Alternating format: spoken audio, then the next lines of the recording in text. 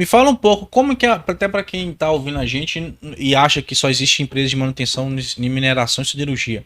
Como que é a estrutura de uma empresa de manutenção de elevador, cara? Ela existe diretores, existe gerentes, existe coordenadores, existe supervisores, existe técnicos. Como é que é a estrutura e como que vocês, como que é o dia a dia ali de manutenção, mais ou menos? Como que é a rotina de um técnico e também, se você souber, né? Eu sei que você virou gestor, não foi nesse ramo, mas se você souber como é que é uma rotina de um gestor desse departamento da empresa.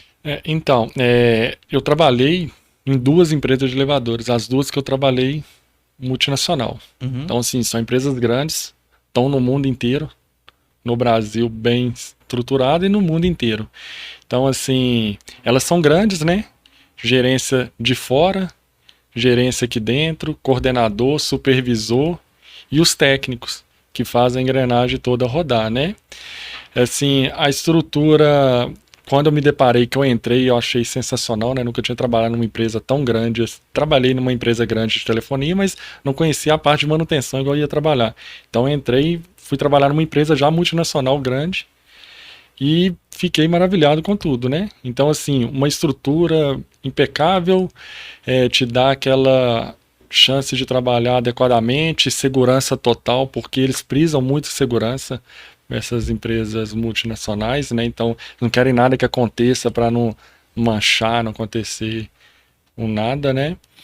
E comecei a trabalhar lá adequadamente. Você tem um plano de rota, você tem uma rota, você pega uma rota para você trabalhar, então você fica por dentro de uma localidade com aquele tanto de número de edifícios para você dar manutenção, tanto preventiva, corretiva, e ali eu tinha uma cartela de atendentes. Aí, além de você fazer a manutenção, né, que é a preventiva e a preditiva, você ainda tem que lidar com pessoas, né, porque você vai ao público, você vai conversar com um síndico, você vai conversar com outra pessoa que também tem um conhecimento muito maior que o seu, e você vai tentar mostrar a eles o que é necessário, ajustar o que não é, o que precisa, o que não precisa. Então, assim, foi bem para o meu crescimento ali, sabe, na hora, né, naquele tempo ali. Então, consegui aprender bastante com quem estava de fora e com quem estava dentro da empresa, sabe? Me dá um exemplo aí, cara. Eu entendo que as coisas não são as sete maravilhas nessa rotina, né? Você não pega a sua cartela, pega o seu carrinho, sua moto, não sei. Você vai visitar o prédio A, vai lá, vai dar manutenção, vai visitar o prédio B, vai lá, vai dar manutenção, vai conversar com o síndico, conversar com o responsável. A gente sabe que tem uma pressão gigantesca, né? Pô, o elevador tá parado, quanto tempo você chega, tem pessoas presas aqui dentro. Me conta alguns casos assim que você viveu nesses anos. Você ficou nessa empresa quanto tempo?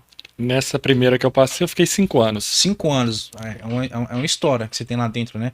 Me conta aí alguns exemplos que você teve, que você vivenciou lá dentro, ou você viu alguém vivenciando, que pro cara que é de manutenção não tá olhando assim, pô, mas eu trabalho na mineração, cara, a pressão é gigantesca. O cara trabalha no elevador não tem pressão nenhuma, né? Me dá alguns exemplos que você vivenciou aí nesses 5 anos que a gente pode compartilhar com o público aqui. Manutenção, cara, em si a pressão, eu acho que qualquer área que você vai ter a sua pressão, né? É inerente, né? Você precisa colocar para Equipamento funcionar. funcionar. Você precisa, se ele já estiver funcionando, você precisa manter ele apto no funcionamento. Eles querem isso, né? Nunca eles querem uma corretiva, tanto dentro de uma mineração ou outra empresa, quanto mais dentro da parte de elevador. Tem um síndico, tem pessoas, tem usuários que estão usando o elevador para baixo, para cima, eles não querem hora nenhuma de chegar, encontrar o elevador parado, ter que subir de escada. Então, assim, a pressão é grande. Eu acredito que seja praticamente uma mesma pressão, talvez dentro de uma mineradora. Eu nunca trabalhei dentro de uma mineradora, mas acredito que praticamente é a mesma pressão, porque você já sai sabendo da situação. Você sai muitas das vezes, a gente saía só com a parte, você inicia o dia, só na preventiva. Porque ainda não caiu o chamado, a corretiva. Aí você sai e fala, nossa, hoje meu dia vai ser tranquilo. Hoje eu vou passar naquele prédio ali, vou fazer aquela manutenção, vou ajustar aquele negocinho, vou ficar suave, vou parar um pouquinho, vou ler, vou dar uma estudada, vou dar uma ajustada. É isso. Até uma pergunta dele.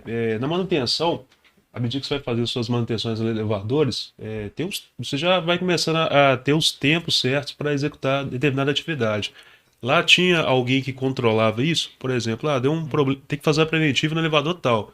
Geralmente o HH que você ia gastar lá era 2 horas. Ou não, você que determinava isso, hoje eu vou ficar aqui 2 horas, vou ficar 3 horas, daqui eu já vou para uma outra rota. Tinha algum gestor que fazia essa programação? A gente lá tinha um supervisor, né, de manutenção, nosso supervisor. Então ele já traçava, ele que mantinha a rota toda pronta, né, ele pegava cada técnica, colocava numa rota, te passava tudo.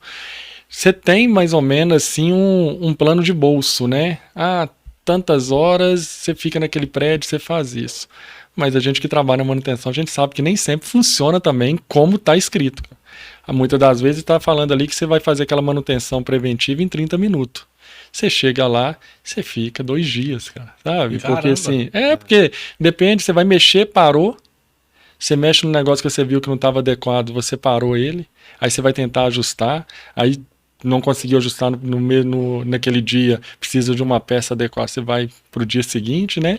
Então, assim, é complicado, mas muitas das vezes a gente que fazia o nosso horário, assim, né? Você que estipulava, eu tenho 140 elevadores para dar manutenção no mês, então eu preciso passar nesses 140. E você tinha alguma meta estipulada? Por exemplo, eu tenho 140, mas, sei lá, esse mês eu consegui fazer 100. Ou consegui fazer 50. Se fizer 50, já está bem ruim seu nível de atendimento. Tinha alguma meta nesse sentido? A meta era 100%. A meta é 100%? É 100%, porque hoje um prédio te paga a manutenção mensal. Então você é obrigado a fazer a manutenção ali. Se você não faz, eles vão cobrar a empresa porque que não houve essa manutenção. Vão querer o dinheiro de volta, né? Uhum. Então você é obrigatoriamente obrigado a fazer o 100%. E sempre dava para fazer o 100%?